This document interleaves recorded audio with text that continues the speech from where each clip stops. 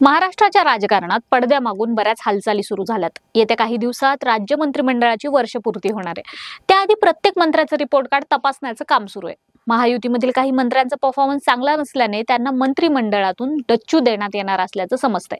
आगामी स्थानिक स्वराज्य संस्थांच्या निवडणुकीत आपल्या पक्षानं त्या जिल्ह्यात चांगली कामगिरी करावी यासाठी काही नव्या चेहऱ्यांना मंत्रिमंडळात स्थान देण्यात येणार असल्याची माहिती आहे। राष्ट्रवादीकडून धनंजय मुंडे, शिवसेनेकडून तानाजी सावंत आणि भाजपकडून देखील नवा चेहरा मंत्रिमंडळात समाविष्ट केला जाऊ शकतो अशी दबक्या आवाजात चर्चा आहे। 15 डिसेंबर 2024 रोजी महाराष्ट्रात मुख्यमंत्री देवेंद्र फडणवीस यांच्या नेतृत्वाखाली मंत्रिमंडळ अस्तित्वात आलं। मात्र त्याच वेळी राज्यात मस्साजोगचे सरपंच संतोष देशमुख यांचा हत्याकांड समोर आलं। या प्रकरणात धनंजय मुंडे यांना आपल्या मंत्रिपदाचा राजीनामा द्यावा लागला। धनंजय मुंडे हे अजित पवार यांचे अत्यंत निकटचे सहकारी आहेत। त्यामुळे छगन भुजबळ यांना डावलून मुंडे यांना मंत्रिपदाची संधी अजित पवारांनी दिली होती।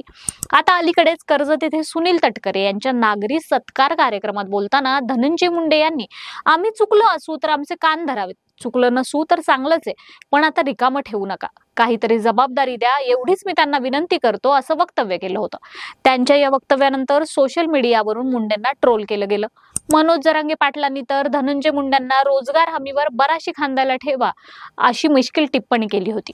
यानंतर उपमुख्यमंत्री तथा राष्ट्रवादीचे अध्यक्ष अजित पवार यांनी धनंजय मुंडेंच्या विनंतीला सकारात्मक प्रतिसाद देण्याचा निर्णय माध्यमांसमोर बोलून दाखवला।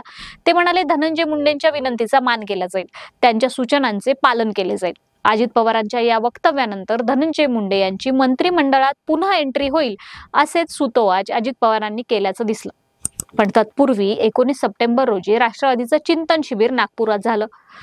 त्यात प्रफुल्ल पटेल म्हणाले की मंत्र्यांनी नुसतं तोंड दाखवायला जिल्ह्यात येऊ नये। त्यानंतर लगेच अजित पवारांनी देखील मंत्र्यांची खरडपट्टी काढली। ते म्हणाले, राष्ट्रवादीचे मंत्री इतर कामात व्यस्त असतील तर त्यांना मंत्रिपद सोडावं लागेल। पालकमंत्र्यांना 3 दिवस मतदारसंघामध्ये काढावे लागतील। त्यांच्या या वक्तव्यानंतर मंत्रिमंडळात चलबिचल सुरू झाली। अजित पवार आणि प्रफुल्ल पटेल या दोघांचाही रोख हिंगोली जिल्ह्याचे पालकमंत्री नरहरी झिरवळ, नंदुरबारचे पालकमंत्री माणिकराव कोकाटे यांच्याकडे होता असं बोललं जाते। त्यामुळे झिरवळ यांची विकेट जाऊन त्या जागी धनंजय मुंडे यांचा नंबर लागू शकतो।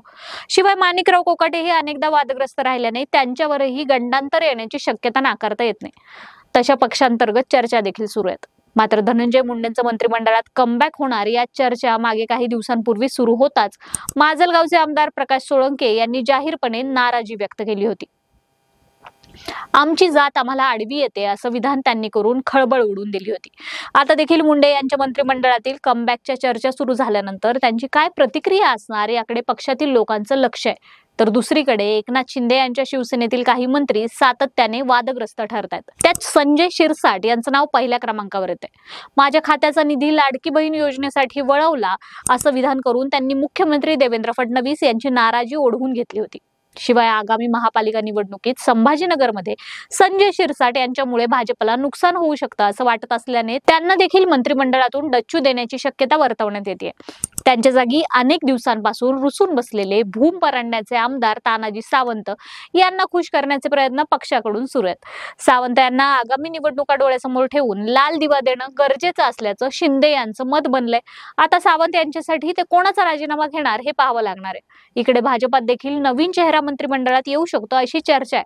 मात्र कोणाला काढायचं आणि कोणाला घ्यायचं याचा निर्णय घ्यायचा तर मंत्र्यांच्या कामांचं मूल्यमापन करा असे आदेश त्यांनी दिल्याचं समजतंय। त्यामुळे यात भाजपचा कोणता मंत्री नापास होणार हे लवकरच दिसून येईल। आगामी 1-2 आठवड्यात हा निर्णय होणार असल्याचं सांगितलं जातंय। दरम्यान अजित पवार बीड जिल्ह्यातील दुष्काळ पाहणी दौऱ्यावर आहेत। या दौऱ्यात ते काय बोलतात याकडेही सगळ्यांचं लक्ष लागलंय। बाकी तुम्हाला काय वाटतं, धनंजय मुंडे खरंच मंत्रिमंडळात पुनरागमन करणार का? आम्हाला कमेंट करून नक्की सांगा। तुर्तास धन्यवाद।